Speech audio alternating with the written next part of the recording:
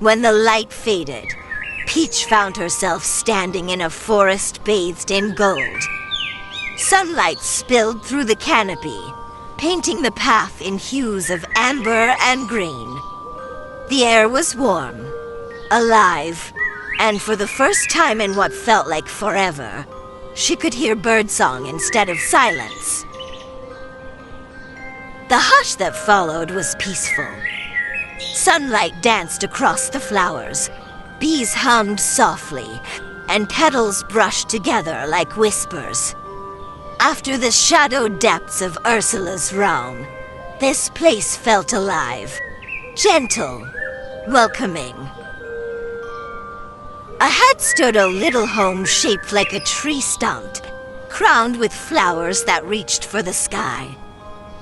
Beside it, a glass greenhouse shimmered, every vase holding a different bloom, as if someone had been collecting fragments of spring.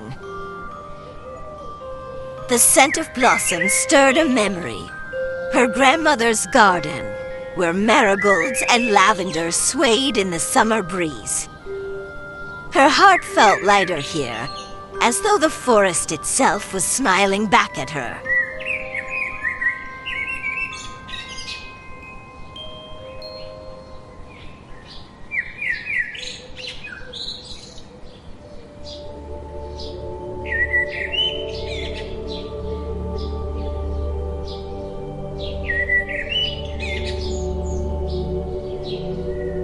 Beyond the bridge, the forest deepened once more. Tall pines whispered overhead.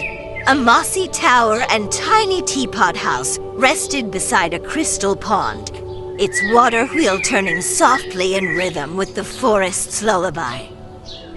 Then, through the rustle of leaves, came a faint melody, the same one she had heard before in Ursula's realm, when she touched the glowing orb. It grew clearer with every step, guiding her towards something ancient and beautiful waiting at the forest's heart.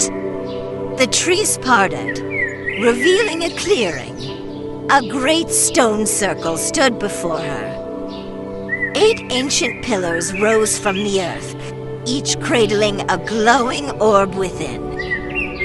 And there, waiting as though she had always been there, stood the fairy godmother. The godmother smiled as Peach approached. "You've done well, my dear," she said softly. "The shadow is safe again, and what was lost has been restored." Peach glanced down at her hands. They were empty, yet faintly glowing, touched by gold. She didn't understand. She had never found Peter's shadow, yet the fairy godmother's eyes told her otherwise. "Oh, thought you did," said the godmother gently. "The light you touched was no illusion. It was his essence, his hope. When you reached for it, it became part of you. That was the final gift." Confusion flickered within her. Had she truly done all this without knowing? If Peter's shadow was safe, could he now help her return home? The godmother's smile turned wistful. "Peter's shadow could never do that," she said. "But you've already found the way yourself. The magic you sought wasn't in the orbs or the spells. It lived in every kindness you offered, every moment you chose to believe. You carried it all along." In that instant, Peach understood. Celestia had never been just a dream to escape. It was a reflection of her. Her courage, her wonder, her heart made manifest in light and memory. The fairy godmother extended her hand toward the circle. "Go on, my dear," she said. "Step into the light and think of home. The dream will do the rest." Peach stepped into the ring of pillars. The orbs flared brighter, their light weaving together like threads of gold and starlight. She closed her eyes and thought of home, of warmth and laughter, of the soft glow of her fireplace, of stories whispered before sleep. The wind stirred. The light swelled. And just like that, she began to fade, the dream unraveling softly around her. When Peach opened her eyes, the forest was gone.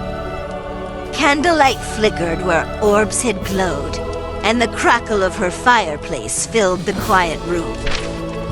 A book lay open nearby, its pages fluttering as though stirred by a breeze that no longer existed.